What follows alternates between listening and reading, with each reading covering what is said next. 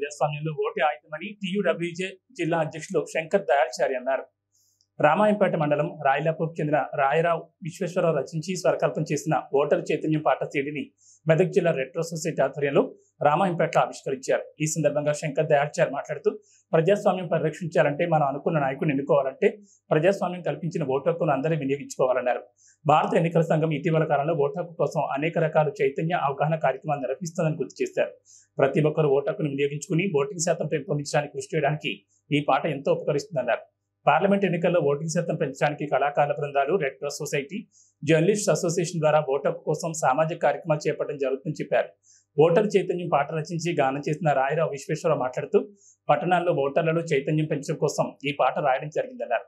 Vote వల్ల మంచి నాయకుడిని ఎన్నుకోవచ్చని చెప్పారు. ఓటు వేయకుంటే సమాజంలో భాగస్వామ్యం లేనట్టే అని పేర్కొన్నారు. ప్రజాస్వామ్యాన్ని పరిరక్షించాలంటే మనం అనుకున్నటువంటి నాయకుడిని ఎన్నుకోవాలంటే ప్రజాస్వామ్యం కల్పించినటువంటి ఓటు హక్కును ప్రతి ఒక్కరూ వినియోగించుకోవాల్సినటువంటి అవసరం ఎంతైనా ఉన్నది. అందులో భాగంగా భారత ఎన్నికల సంఘం కూడా ఇటీవలి కాలంలో అనేకమైనటువంటి చైతన్య కార్యక్రమాలు చేస్తూ మరి ఎన్నికల నిర్వహణ కూడా పకడ్బందీగా నిర్వహిస్తున్నటువంటి విషయం మనం గమనిస్తూ ఉన్నాం.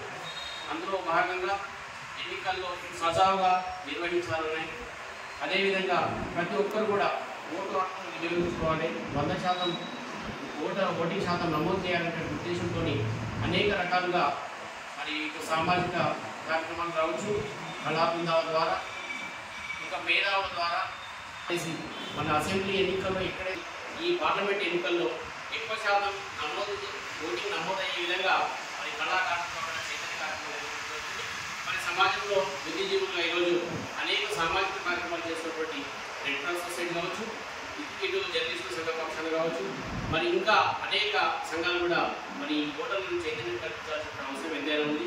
మరి ఈరోజు ఈ చక్కటి మరి ఓటర్ల చైతన్యం పైన ఆట రాసినటువంటి పెద్దలు రాయరావు విశ్వేశ్వరరావు గారికి నా హృదయపూర్వకమైనటువంటి ధన్యవాదాలు. మా జిల్లా పక్షాలు కూడా అభినందనలు తెలియజేస్తా ఉన్నా.